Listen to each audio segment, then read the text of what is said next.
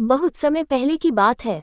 असुरों में एक अत्यंत शक्तिशाली और महत्वाकांक्षी असुर था, जिसका नाम भस्मासुर था। वह बहुत चतुर था और चाहता था कि उसे ऐसी शक्ति मिले जिससे वह पूरे संसार पर राज कर सके। इसके लिए उसने भगवान शिव की कठोर तपस्या करने का निश्चय किया। भस्मासुर ने घने जंगल में जाकर कई वर्षों तक कठिन तप किया। उसने न तो भोजन किया और न ही विश्राम, बस पूरे मन से भगवान शिव को प्रसन्न करने में लगा रहा। उसकी इस कठोर तपस्या से अंततः भगवान शिव प्रसन्न हो गए और उसके सामने प्रकट हुए। भगवान शिव ने उससे कहा, वत्स, मैं तुम्हारी तपस्या से प्रसन्न हूँ। तुम मुझसे कोई भी वरदान मांग सकते हो।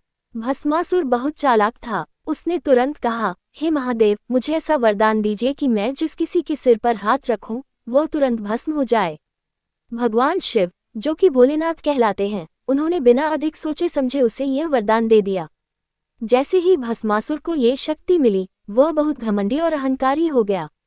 उसे अपनी शक्ति पर इतना गर्व हो गया कि उसने सोचा क्यों न इस वरदान को आजमाया जाए। लेकिन उसकी सोच बहुत खतरनाक थी। उसने ये निश्चय किया कि वह खुद भगवान शिव पर ही इस शक्ति का प्रयोग करेगा। जैसे ही उसने शिव जी की ओर हाथ बढ़ाया, भगवान शिव को उसकी मंशा समझ में आ गई और वे तुरंत वहां से भागने लगे। भस्मासुर उनके पीछे दौड़ पड़ा। पूरा ब्रह्मांड इस दृश्य को देखकर चिंतित हो गया। तब भगवान विष्णु ने इस समस्या का समाधान निकालने का निश्चय किया। भगवान विष्णु ने एक अत्यंत सुंदर स्त्री का रूप धारण किया, जिसे मोहिनी कहा जाता है। मोहिनी इतनी आकर्षक और मनमोहक थी कि भस्मासुर उसे देखते ही मोहित हो गया। वह शिव जी को भूलकर मोहिनी के पास पहुंच गया। मोहिनी ने मुस्कुराते हुए कहा, यदि तुम मुझसे विवाह करना चाहते हो, तो पहले तुम्हें मेरे साथ नृत्य करना होगा और मेरे हर कदम की नकल करनी होगी। भस्मासुर तुरंत तैयार हो गया। नृत्य शुरू हुआ। मोहिनी ने बहुत ही सुंदर और जटिल नृत्य किया। भस्मासुर उसके हर एक कदम की नकल करता रहा।